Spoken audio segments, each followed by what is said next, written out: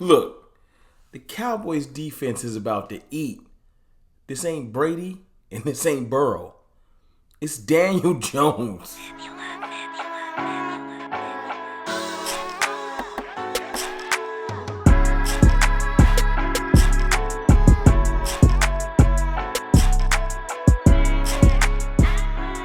What's good, people? It's your boy, Mr. Rome, Cowboys fan talk, right back like I never left. What's up with y'all, man? Look, this Giants game, the other day I was saying that I was a little nervous. Because I was thinking, the Giants blitz can create problems for Cooper Rush. They had to step back and be like, hold up. The Cowboys got one of the best defenses in the NFL. Let me tell you why. Because the NFL tried to set us up. See, they gave us two of the hardest games to open the season that everybody else didn't have. We started off with Tom Brady and Joe Burrow, and we split. Crazy thing is we split and we lost our starting quarterback and one of our starting safeties and our starting left guard and our starting left tackle before the season started. And we still split.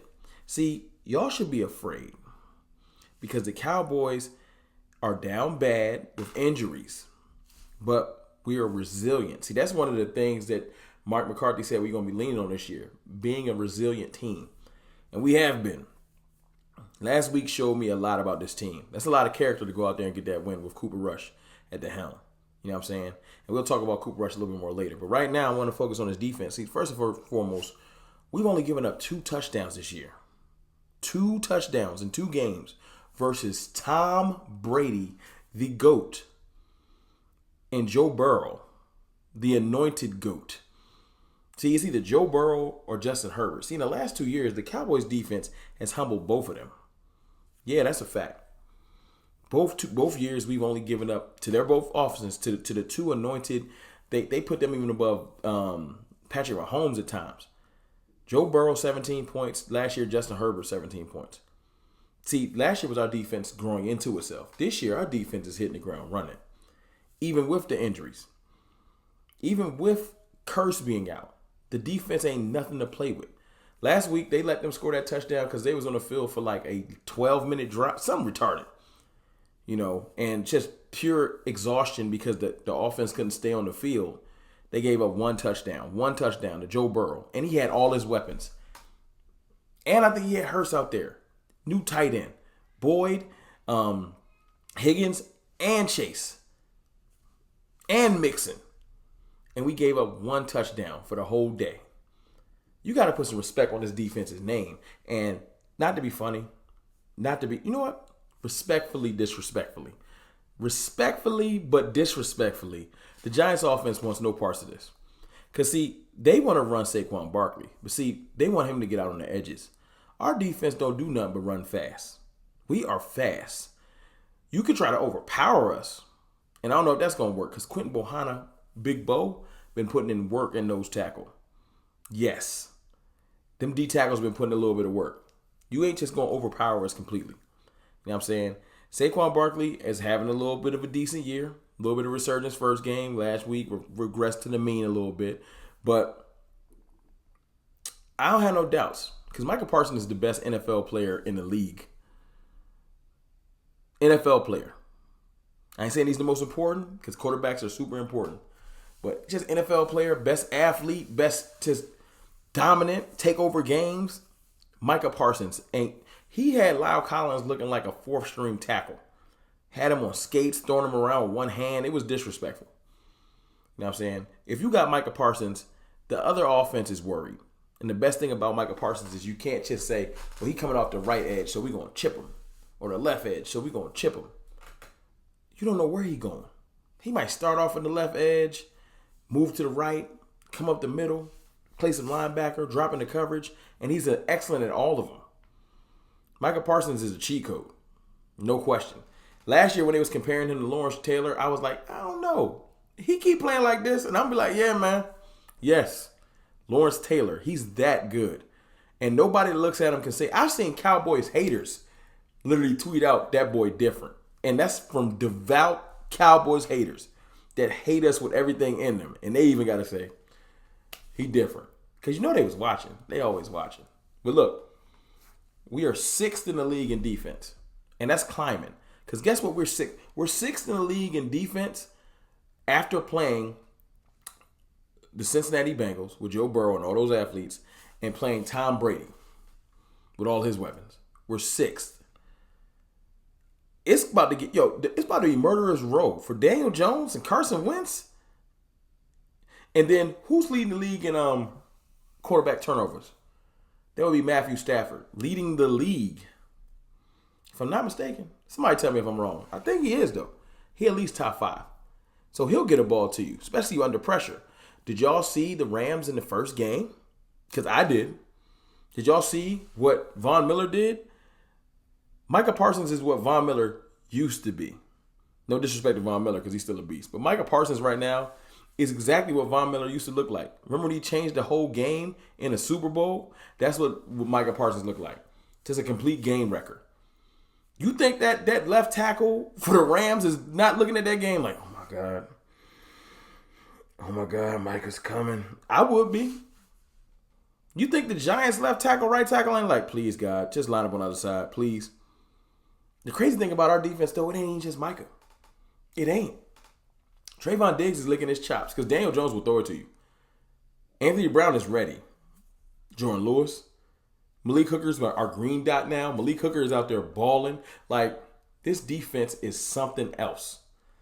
And our pass rush, 6 sacks last week, multiple pressures. Our pass rush is nothing to play with. Because Dante Fowler, what I tell y'all, what I've been telling y'all, Dante Fowler look like a different player, don't he? As soon as he gets around some other incredible athletes. Dorrance Armstrong puts some respect on his name. Sam Williams getting into action. LVE got a sack. Like, it's infectious. And you think they ain't looking at the New York... Richie James, that's y'all starting receiver? That's y'all leading receiver? Kenny Galladay slow as me. And ain't nobody worried about... what's the other dude? Kadarius Toney can't even get on the field. You know what I'm saying? So... my thing is this, and at the end of the day, Daniel Jones is slinging the pill. And if he's slinging the pill, we straight. we just straight. You know what I'm saying? So I just want y'all to know that the Cowboys got one of the top defenses in the league, and we just getting started. I'm telling you right now. So look, I'm probably really getting into breaking this game down. I'm going to be moving around the next couple of days. I'm a part of a wedding. CFT always got something to do, I know. But I'm going to get y'all content. Might not be in here, but I'm going to get y'all content. And then I might go live on Saturday. But the game is on Monday, so we got a little bit more time to break it down, talk about it. You know what I'm saying? Look at some of our division rivals play, whatever we got to do.